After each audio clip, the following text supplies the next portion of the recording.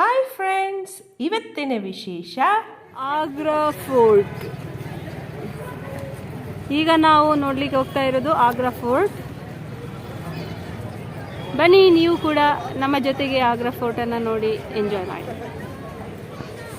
ತುಂಬಾನೇ ಅದ್ಭುತವಾದ ಫೋರ್ಟ್.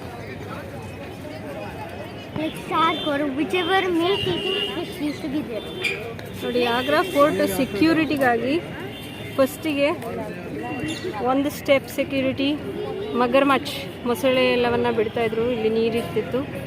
ಆ ಮೊಸಳೆಗಳು ಶತ್ರುಗಳನ್ನ ತಿಂದು ಹಾಕ್ತಾಯಿದ್ರು. ಈ ಕೋಟೆಯ ಒಳಗೆ ಬರಲಿಕ್ಕೆ ಒಂದು ಐರನ್ ಬ್ರಿಡ್ಜನ್ನು ಮಾಡಲಾಗಿದೆ. ರಾಜ ಒಮ್ಮೆ ಕೋಟೆಯೊಳಗೆ ಎಂಟ್ರಿ ಆದ ನಂತರ ಆ ಐರನ್ ಬ್ರಿಡ್ಜನ್ನು ಲಿಫ್ಟ್ ಮಾಡ್ತಾಯಿದ್ರು. ಆಗ ಸುಲಭವಾಗಿ ಕೋಟೆಯೊಳಗಡೆ ಯಾರಿಗೂ ಬರಲಿಕ್ಕೆ ಸಾಧ್ಯ ಆಗ್ತಾ ಇರಲಿಲ್ಲ. ನೋಡಿ, ಈಗ ನೀವು ನೋಡ್ತಾ ಇದ್ದೀರಲ್ಲ, ಇದೇ ಐರನ್ ಬ್ರಿಡ್ಜ್. ಇದನ್ನು ಮೇಲಕ್ಕೆ ಲಿಫ್ಟ್ ಮಾಡಿ ಬಿಡ್ತಾಯಿದ್ರು. ನೋಡಿ, ಎಷ್ಟೊಂದು ಸೆಕ್ಯೂರಾಗಿ ಕಟ್ಟಿದ್ದಾರಲ್ವಾ. ಝಾನ್ಸಿ ಕೋಟೆನೇ ದೊಡ್ಡದು ಅಂತ ಅಂದ್ಕೊಂಡಿದ್ವಿ. ಅದಕ್ಕಿಂತ ದೊಡ್ಡ ಕೋಟೆ ಇಲ್ಲಿದೆ ನೋಡಿ. ಇದೇ ಜಲಾಲುದ್ದೀನ್ ಮೊಹಮ್ಮದ್ ಅಕ್ಬರ್ ಶಹನ್ಶಾಹಿಂದ ಕಟ್ಟಿಸಿದಂತಹ ಆಗ್ರಾದ ಕೋಟೆ. ತುಂಬನೇ ಎತ್ತರವಾದ ಕಟ್ಟಡವನ್ನು ಈ ಕೋಟೆ ಹೊಂದಿದೆ. ಈ ಕೋಟೆಯ ಮುಂಭಾಗದಲ್ಲಿ ಆಗಿನ ಕಾಲದಲ್ಲಿ ಬಳಸ್ತಿದ್ದಂತಹ ಪಿರಂಗಿಯನ್ನು ನಾವು ನೋಡ್ಬೋದು. ಇದು ಮುರಿದೋಗಿದೆ, ಆದರೂ ಕೂಡ ಇಲ್ಲಿ ಇಟ್ಟಿದ್ದಾರೆ. ಈಗ ಬಳಕೆಯಲ್ಲಿ ಇಲ್ಲ, ಶೋಗಾಗಿ ಇಟ್ಟಿದ್ದಾರೆ ನೋಡಿ. ಇನ್ನು ಈ ಕೋಟೆಯನ್ನು ಬರೀ ಕಲ್ಲುಗಳಿಂದ, ಸ್ಯಾಂಡ್ ಸ್ಟೋನಿಂದ ಕಟ್ಟಲಾಗಿದೆ. ತುಂಬಾ ವಿಶೇಷ ಅಂತ ಅನಿಸುತ್ತೆ. ಹಾಗೂ ತುಂಬನೇ ಎತ್ತರವಾಗಿದೆ. ಕೋಟೆಯ ಸುತ್ತಲೂ ಕಾವಲುಗಾರರು ಕಾಯಲಿಕ್ಕೆ. ಈಗ ನೋಡಿ, ಕೋಟೆಯ ಒಳಗಡೆ ಹೋಗ್ತಾ ಇದ್ದೀವಿ. ಈ ಕೋಟೆಯ ಒಳಗಡೆ ಎಂಟ್ರಿ ಆಗುವಾಗ ಫ್ಲೋರನ್ನು ಒಮ್ಮೆ ನೋಡಿ. ಇವತ್ತಂತೂ ತುಂಬಾ ರಶ್ ಇದ್ದಾರೆ. ಈ ಕೋಟೆಯ ಒಳಗಡೆ ನೆಲದ ಮೇಲೆ ಈ ರೀತಿ ಗ್ರಿಪ್ಪಿಗಾಗಿ ಟೈಲ್ಸನ್ನು ಹಾಕಿದ್ದಾರೆ. ಕೋಟೆಯ ಒಳಗೆ ಬರುವಂತಹ ನೆಲದ ಮೇಲೆ ಈ ಗ್ರಿಪ್ಪನ್ನು ಯಾಕೆ ಹಾಕಿದ್ದಾರೆ ಅಂದರೆ, ಕುದುರೆಗಳು ಸುಲಭವಾಗಿ ಒಳಗಡೆ ಬರಲಿಕ್ಕಾಗಿ. ಹಾಗೆ ಈ ಕೋಟೆಯ ಎಂಟ್ರೆನ್ಸ್ ಏನಿದೆ ಅದು ಸ್ವಲ್ಪ ಸ್ಲೋಪು, ಅಂದರೆ ಇಳಿಜಾರಿನಂತೆ ಮಾಡಲಾಗಿದೆ. ಒಂದು ವೇಳೆ ಶತ್ರುಗಳೇನಾದರೂ ಈ ಕೋಟೆ ಒಳಗಡೆ ನುಗ್ಗಿದ್ರೆ, ಕುದುರೆಯಿಂದ ಅವರು ಒಳಗೆ ಬರ್ತಿದ್ರಲ್ವಾ, ಆ ಕುದುರೆಗಳ ಕಾಲಿನ ಸಪ್ಪಳ ಇದೆಯಲ್ವಾ, ಅದು ಡಬಲ್ ಆಗಿ ಕೇಳಿಸ್ತಾ ಹೋಗುತ್ತೆ. ಹಾಗಾಗಿ ಬಹಳ ಬೇಗ ಅಲ್ಲಿ ಇರುವಂತಹ ಸೈನಿಕರಿಗೆ ಗೊತ್ತಾಗುತ್ತೆ. ಅದನ್ನು ನಾವು ಇಲ್ಲಿ ಚಪ್ಪಾಳೆ ಹೊಡೆಯೋದ್ರ ಮೂಲಕ ಅಬ್ಸರ್ವ್ ಮಾಡ್ಬೋದು.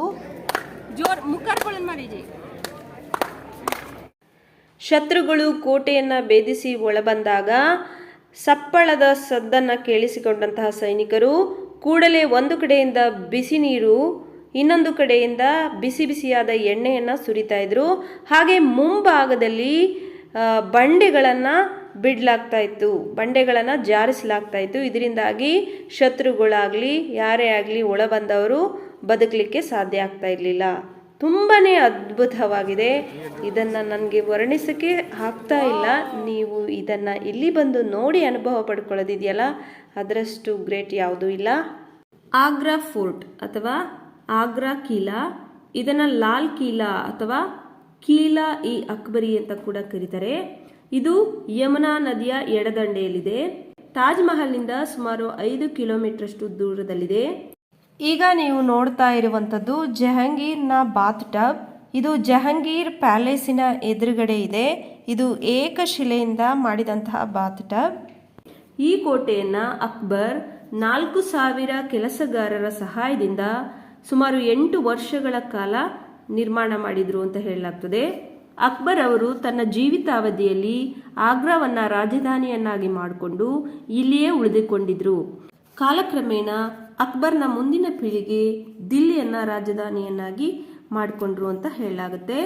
ಮೊಘಲರಿಂದ ನಿರ್ಮಿತವಾದಂತಹ ವಿಶೇಷವಾದ ಕಟ್ಟಡಗಳಲ್ಲಿ ಈ ಒಂದು ಆಗ್ರಾದ ಕೋಟೆ ಅತ್ಯಂತ ಶ್ರೇಷ್ಠ ಹಾಗೂ ಉತ್ತಮವಾದ ರಕ್ಷಣಾ ವ್ಯವಸ್ಥೆಯನ್ನು ಹೊಂದಿದೆ. ಇದರಲ್ಲಿ ಹಲವಾರು ಕೊಠಡಿಗಳನ್ನು ನಾವು ಕಾಣಬಹುದು. ಈ ಕೋಟೆಯನ್ನು 18ನೇ ಶತಮಾನದಲ್ಲಿ ಮರಾಠರು ವಶಪಡಿಸಿಕೊಳ್ತಾರೆ. ಆನಂತರ ಬ್ರಿಟಿಷರು ಈ ಕೋಟೆಯನ್ನು ವಶಪಡಿಸಿಕೊಳ್ತಾರೆ. ಆದರೂ ಕೂಡ 500 ವರ್ಷಗಳ ಇತಿಹಾಸ ಇರುವಂತಹ ಈ ಒಂದು ಕೋಟೆ ಇಂದಿಗೂ ಕೂಡ ಗಟ್ಟಿಯಾಗಿ ಸುಭದ್ರವಾಗಿ ನಿಂತಿದೆ. ಇದಕ್ಕೆ ಕಾರಣ ಏನಂದ್ರೆ ಈ ಕೋಟೆಯನ್ನು ಕಟ್ಟಲು ಬಳಸಿದಂತಹ ಕೆಂಪು ಕಲ್ಲುಗಳು ಅಥವಾ ರೆಡ್ ಸ್ಯಾಂಡ್ ಸ್ಟೋನ್ ಏನಿದೆಯಲ್ಲ, ಅದು ತುಂಬಾನೇ ಗಟ್ಟಿಯಾಗಿ ಈ ಕೋಟೆಯನ್ನು ಇಂದಿಗೂ ಕೂಡ ಸುಭದ್ರವಾಗಿ ನಿಲ್ಲಕ್ಕೆ ಕಾರಣ ಆಗಿದೆ. ಈಗ ನೀವು ನೋಡ್ತಾ ಇರುವಂಥದ್ದು ಜಹಾಂಗೀರ್ ಪ್ಯಾಲೇಸ್ನ ಒಳಭಾಗದಲ್ಲಿರ್ತಕ್ಕಂತಹ ನೃತ್ಯ ಕೊಠಡಿ. ಇಲ್ಲಿ ನೃತ್ಯಗಾರರು ನೃತ್ಯವನ್ನು ಮಾಡೋದರ ಮೂಲಕ ರಾಜ ಮಹಾರಾಜರನ್ನ ಮನರಂಜನೆಗೊಳಿಸ್ತಾ ಇದ್ರು. ಇದು ಕೇವಲ ರಾಜವಂಶಸ್ಥರಿಗಾಗಿ ಇದ್ದಂತಹ ಮನರಂಜನಾ ಕೊಠಡಿ ಅಂತ ಹೇಳ್ಬೋದು. ಕೆಂಪು ಕಲ್ಲುಗಳು ಇಂದಿಗೂ ಕೂಡ ಈ ಕೋಟೆಯನ್ನು ಸುಭದ್ರವಾಗಿ ನಿಲ್ಲೋದಕ್ಕೆ ಸಹಾಯ ಮಾಡಿದೆ. ಈ ಕೋಟೆಯ ಆವರಣದಲ್ಲಿ ಮೋತಿ ಮಸೀದಿ, ದಿವಾನೆ ಖಾಸ್, ದಿವಾನೆ ಆಮ್, ಮುಸಲ್ಮಾನ್ ಬುರ್ಜಾ ಹಾಗೂ ಶಹಜಾನ್ನ ಜೈಲು, ಜಹಾಂಗೀರ್ ಅರಮನೆ, ಖಾಸಗಿ ಮೆಹಲ್, ಶೀಶ್ ಮೆಹಲ್ ಮುಂತಾದ ಅರಮನೆಗಳನ್ನು ನಾವು ಕಾಣಬಹುದಾಗಿದೆ. ಈ ಕೋಟೆಯಲ್ಲಿ ಕೆಂಪು ಕಲ್ಲಿನಿಂದ ನಿರ್ಮಿತವಾದಂತಹ ಎಲ್ಲ ಕಟ್ಟಡಗಳು ಅಕ್ಬರ್ ರವರ ಸಮಯದಲ್ಲಿ ನಿರ್ಮಾಣವಾದಂಥವು. ಇನ್ನು ಬಿಳಿ ಕಲ್ಲಿನಿಂದ ನಿರ್ಮಿತವಾದಂತಹ ಕಟ್ಟಡ ಶಹಜಾನ್ ರವರ ಕಾಲದಲ್ಲಿ ನಿರ್ಮಿತವಾದವು. ನೋಡಿ, ಇದು ಪರ್ದಾ ಸಿಸ್ಟಮ್ ಅನ್ನ ನೆನಪಿಸುವಂಥದ್ದು.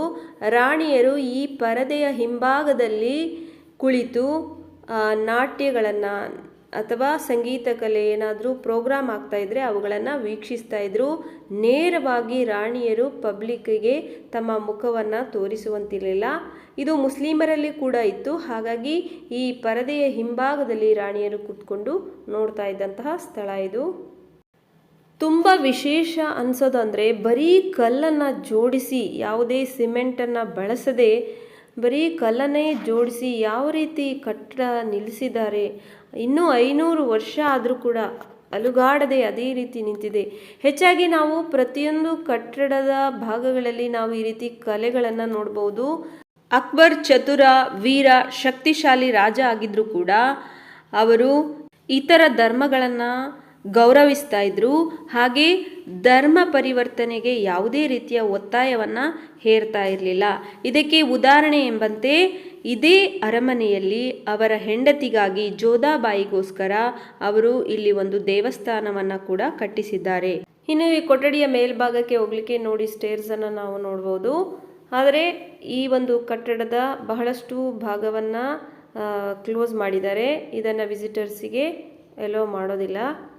ಇದೆಲ್ಲ ರಾಜ ರಾಣಿಯರ ಕೊಠಡಿಗಳು. ಈ ಕೊಠಡಿಗಳಲ್ಲಿ ನೀವು ಬಹಳಷ್ಟು ಬಾಕ್ಸ್ ಟೈಪನ್ನು ನೋಡ್ಬೋದು. ಬಹಳ ಹಿಂದೆ ನಮಗೆ ಈಗ ಇದೆಯಲ್ಲ ಆ ರೀತಿ ಗೋಡ್ರೇಜ್ ಆಗಿರ್ಬೋದು, ಕಬೋರ್ಡ್ಗಳಾಗಿರ್ಬೋದು ಇರಲಿಲ್ಲ. ಹಾಗಾಗಿ ಅವರು ಗೋಡೆಯನ್ನು ಕೆತ್ತಿ ಅಥವಾ ಕಲ್ಲಿಂದನೇ ಸಣ್ಣ ಸಣ್ಣ ಬಾಕ್ಸ್ಗಳಾಗಿ ಮಾಡ್ತಾಯಿದ್ರು. ಅಲ್ಲಿ ಅವರ ಥಿಂಗ್ಸ್ಗಳನ್ನು ಸ್ಟೋರ್ ಮಾಡ್ತಾಯಿದ್ರು. ಇಲ್ಲಿ ಒಂದು ರೂಮಿನಿಂದ ಇನ್ನೊಂದು ರೂಮಿಗೆ ಹೋಗಲಿಕ್ಕೆ ಈ ರೀತಿ ಕಾರಿಡಾರ್ಗಳನ್ನು ಮಾಡಿದ್ದಾರೆ. ಹಾಗೆ ಈಗ ನಾವು ನೋಡ್ತಾ ಇರುವಂಥದ್ದು ಬಾಬರ್ ಕಾಲದಲ್ಲಿ ನಿರ್ಮಿಸಿದಂತಹ ಓವರ್ ಹೆಡ್ ಟ್ಯಾಂಕ್, ಅಂದರೆ ನೀರನ್ನು ಸ್ಟೋರ್ ಮಾಡಲಿಕ್ಕಾಗಿ ನಿರ್ಮಿಸಿದಂತಹ ಸ್ಥಳ ಇದು. ಈಗಲೂ ಕೂಡ ಅಷ್ಟೇ ಗಟ್ಟಿಮುಟ್ಟಿಯಾಗಿದೆ. ಈ ಅರಮನೆಯ ಒಳಗಡೆ ಓಡಾಡೋದೇ ಒಂದು ರಾಜಗಾಂಭೀರ್ಯ ತಂದುಕೊಡುತ್ತೆ. ಅಕ್ಬರ್ನ ಮಗನಾದಂತಹ ಜಹಾಂಗೀರ್ನಿಗೆ ವೈನ್ ಅಂದರೆ ತುಂಬ ಪ್ರಿಯ. ಹಾಗಾಗಿ ಆತನಿಗೋಸ್ಕರ ಅಂಗೂರಿ ಬಾಗನ್ನು ನಿರ್ಮಾಣ ಮಾಡಲಾಗಿದೆ. ಇಲ್ಲಿ ದ್ರಾಕ್ಷಿಯನ್ನು ಬೆಳೆದು ವೈನನ್ನು ತಯಾರಿ ಮಾಡಿ ಅವನಿಗೆ ನೀಡಲಾಗ್ತಿತ್ತು ಅಂತ ಹೇಳಾಗುತ್ತೆ. ಇನ್ನು ಈ ಅರಮನೆ ಒಳಗಡೆ ಓಡಾಡುವಾಗ ಭೂಲ್ ಭೂಲೆಯ ರೀತಿ ಫೀಲ್ ಆಗುತ್ತೆ. ಎಲ್ಲಿ ಹೋಗಿ ಎಲ್ಲಿ ಹೊರಗಡೆ ಬಂದೋ ಅಂತ ಗೊತ್ತಿಲ್ಲ. ಇಲ್ಲಿ ಮಕ್ಕಳೆಲ್ಲ ಕರ್ಕೊಂಡು ಬಂದರೆ ತಪ್ಪಿಸಿಕೊಳ್ಳುವ ಚಾನ್ಸಸ್ ಇದೆ.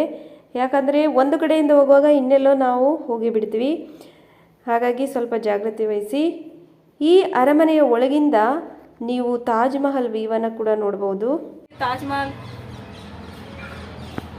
ಕಾಣಿಸ್ತಾ ಇದೆಯಾ? ಇದು ಫೋರ್ಟಿಂದ ತಾಜ್ ಮಹಲ್ ನಿಮಗೆ ಕಾಣಿಸುವಂತಹ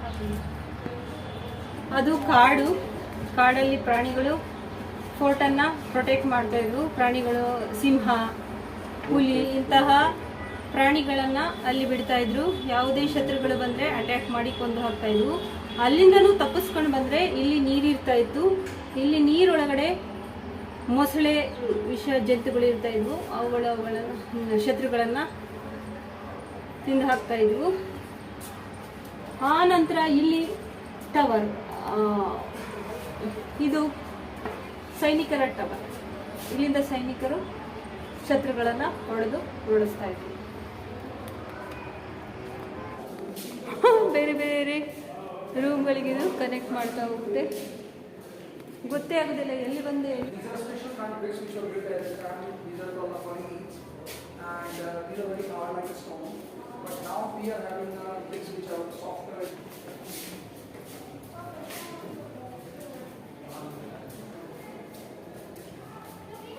ಅಕ್ಬರ್ ಪುಸ್ತಕ ಪ್ರೇಮಿಯಾಗಿದ್ದರು. ಅವರು ತನ್ನ ಮಗನಿಗೋಸ್ಕರ ಅರಮನೆಯಲ್ಲೇ ಒಂದು ಲೈಬ್ರರಿಯನ್ನು ಕೂಡ ಕಟ್ಟಿಸಿದರು. ನೋಡಿ, ಇದೇ ಲೈಬ್ರರಿ. ನನಗೆ ಒಂದೇ ಆಶ್ಚರ್ಯ, ಎಲ್ಲಿಂದ ಹೇಗೆ ಪುಸ್ತಕವನ್ನು ತೆಗಿತಾ ಇದ್ರು ಅಂತ ಸ್ವಲ್ಪ ಆಶ್ಚರ್ಯ ಅನಿಸುತ್ತೆ. ಆದರೂ ಚೆನ್ನಾಗಿದೆ ಈ ಲೈಬ್ರರಿ. ಈಗ ಪುಸ್ತಕ ಇಲ್ಲ, ಖಾಲಿ ಲೈಬ್ರರಿಯನ್ನು ನೋಡ್ಬೋದು. ಈ ಇಡೀ ಅರಮನೆಯನ್ನು ಶೆಹನ್ಶಾ ಅಕ್ಬರ್ ಅವರು ಪುರ್ಸತ್ತಾಗಿ ಕಟ್ಟಿದಂತೆ ಕಾಣಿಸ್ತಾ ಇದೆ. ಯಾಕಂದರೆ ಪ್ರತಿಯೊಂದು ಕಲ್ಲಿನ ಮೇಲೆ ನೀವು ಒಂದಲ್ಲ ಒಂದು ರೀತಿಯಾದಂತಹ ಕಲೆಗಳನ್ನು ನಾವು ಕಾಣಬಹುದು. ಹಾಗೆ ಇಲ್ಲಿನ ಪುಟ್ಟ ಪುಟ್ಟ ಡೋರ್ಗಳು ನೋಡಿ, ತುಂಬಾ ಅದ್ಭುತವಾಗಿದೆ ಹಾಗೂ ಇನ್ನೂ ಕೂಡ ಗಟ್ಟಿಯಾಗಿ ಉಳಿದಿದೆ. ಇದೇ ನನಗೆ ಆಶ್ಚರ್ಯ ಮತ್ತು ಅದ್ಭುತ ಅಂತ ಅನಿಸುತ್ತೆ. ಹಿಂದಿನ ಕಾಲದ ಕೆಲಸ ಆಗಿರ್ಬೋದು, ಕಲೆ ಆಗಿರ್ಬೋದು, ಎಷ್ಟೊಂದು ನೀಟಾಗಿತ್ತು ಅನ್ನೋದಕ್ಕೆ ಇದೊಂದು ಜೀವಂತ ಸಾಕ್ಷಿ. ಜಹಾಂಗೀರ್ ಪ್ಯಾಲೇಸ್ನಲ್ಲಿ ಬೇರೆ ಬೇರೆ ಕೊಠಡಿಗಳನ್ನು ಕೂಡ ನಾವು ಕಾಣಬಹುದು. ಅತಿಥಿ ಗೃಹ, ಹಾಗೆಯೇ ಕೆಲಸಗಾರರಿಗೆ ಉಳಿದುಕೊಳ್ಳೋದಕ್ಕೆ ಅವರಿಗೆ ಕೊಠಡಿಗಳನ್ನು ಕೂಡ ಕಾಣ್ಬೋದು. ಅಷ್ಟೇ ಅಲ್ಲದೆ ಇಲ್ಲಿ water fountain, water drainage natural ಆಗಿ ಯಾವ ರೀತಿ ಮಾಡಿದಾರಲ್ಲ ಅದನ್ನು ನೋಡ್ಬೋದು. ನೋಡಿ, ಇದು ವಾಟರ್ ಫೌಂಟೇನ್ ಆಗಿತ್ತು. ತುಂಬಾ ಚೆನ್ನಾಗಿದೆ. ಇದು ರಾಜರ ವಿಶ್ರಾಂತಿ ಕೊಠಡಿ. ತುಂಬಾ ಕೂಲ್ ಆಗಿದೆ. ಇಲ್ಲಿ ನ್ಯಾಚುರಲ್ ವೆಂಟಿಲೇಷನನ್ನು ಕೂಡ ನಾವು ನೋಡ್ಬೋದಾಗಿದೆ. ಇಲ್ಲಿ ರಾಜರು ವಿಶ್ರಮಿಸಿಕೊಳ್ತಿದ್ದಂತಹ ಸ್ಥಳ, ಅವರ ರೂಮ್ ಅಂತಲೇ ಹೇಳ್ಬೋದು. ಇನ್ನುಳಿದ ವಿಶೇಷ ಅರಮನೆಗಳನ್ನು ಮುಂದಿನ ವಿಡಿಯೋದಲ್ಲಿ ನೋಡ್ತಾ ಇರಿ. ನಮ್ಮ ಈ ಪ್ರಯತ್ನ ನಿಮಗೇನಾದರೂ ಇಷ್ಟ ಆದರೆ ಈ ವಿಡಿಯೋಗೊಂದು ಲೈಕ್ ಕೊಡಿ, ಹಾಗೆ ನಮ್ಮ ಚಾನಲನ್ನು ಸಬ್ಸ್ಕ್ರೈಬ್ ಮಾಡ್ಕೊಳ್ಳಿ. Thank you.